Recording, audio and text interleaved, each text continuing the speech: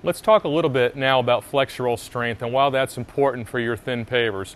But before we get into the flexural strength specifics, let's just contrast the two different types of tests that are out there that measure strength of a brick paver.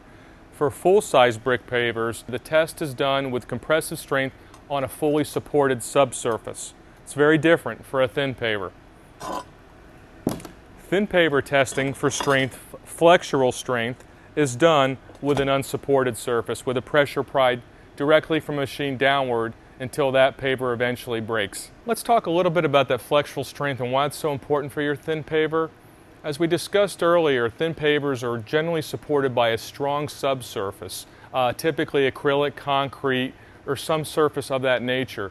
However, occasionally there can be a void, and should that void occur, you want that thin paver to be as structurally sound as possible should there be any downward pressure. The strongest thin paver you can get is going to give you the longest lasting, best product.